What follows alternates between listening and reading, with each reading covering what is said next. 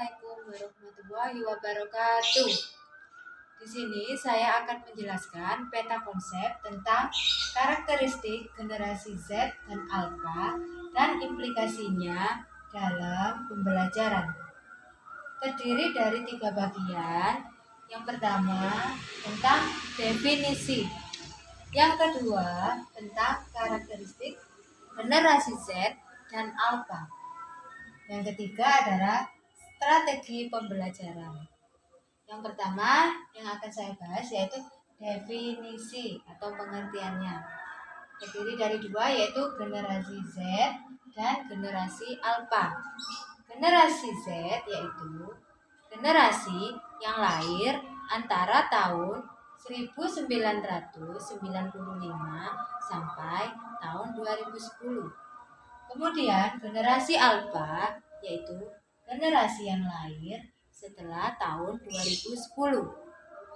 Selanjutnya adalah tentang karakteristik generasi Z dan Alpha. Yang pertama yaitu akrab dengan gawai. Maksudnya di sini yaitu di dalam kehidupan sehari-hari maupun dalam kegiatan pembelajaran kita semua tidak lepas yang namanya gawai. Misalnya penggunaan aplikasi daring ya, ataupun aplikasi YouTube untuk memudahkan pembelajaran. Misalnya untuk kegiatan sehari atau kebutuhan sehari menggunakan aplikasi tertentu, misal untuk berbelanja lebih memudahkan. Kemudian multitasking yaitu dapat melakukan suatu pekerjaan dalam satu waktu sehingga lebih menghemat tenaga, pikiran, dan biaya. Kemudian banyak berkomunikasi melalui media online. Misalnya penggunaan WhatsApp, Telegram, maupun Instagram.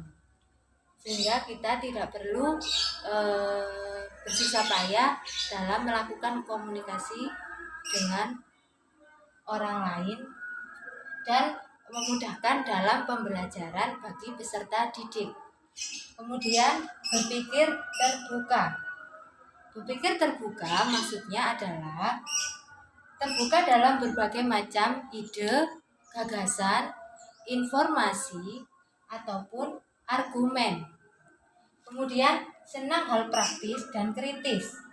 Artinya di sini praktis menjalankan sesuatu dengan senang tanpa kesulitan menjalankannya, lebih tidak ribet itu.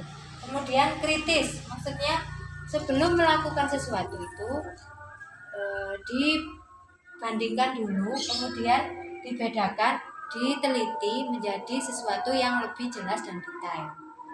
Kemudian strategi pembelajaran. Maaf sebelumnya, ada kelebihannya karakteristik generasi Z dan Alpha.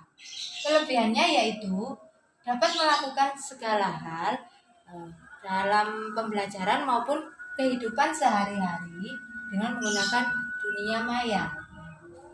Misalnya dalam pembelajaran tadi, penggunaan aplikasi daring yang sudah banyak digunakan. Kemudian kelemahannya yaitu generasi Z dan Alpha yaitu tadi rentan terhadap paparan ataupun paham radikalisme.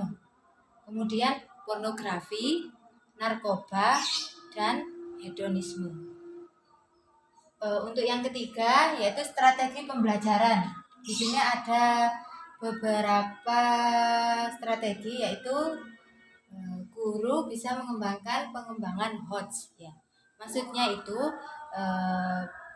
siswa dituntut untuk berpikir lebih tinggi, tingkat tinggi sehingga bisa menjawab tantangan sekarang yaitu yang berbasis IT. Kemudian kebebasan berekspresi. Kebebasan berekspresi artinya sekarang guru tidak perlu melakukan pembelajaran secara otoriter. Siswa diberikan kebebasan dalam melakukan pembelajaran untuk menemukan informasi sendiri. Kemudian mengembangkan karakter. pengembangan karakter itu guru bisa menanamkan karakter-karakter seperti kejujuran, teamwork, kerjasama tadi ya, teamwork, kemudian problem solving, yaitu pemecahan masalah. Kemudian mengembangkan minat dan bakat. Di sini pengembangan minat dan bakat itu seperti keahlian ataupun kompetensi, hard skill, soft skill, kemudian karakter sampai spiritual.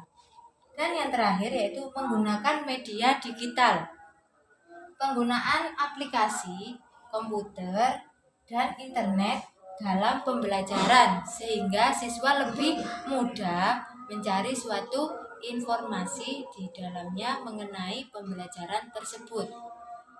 Sekian peta konsep dari karakteristik generasi A sampai Z.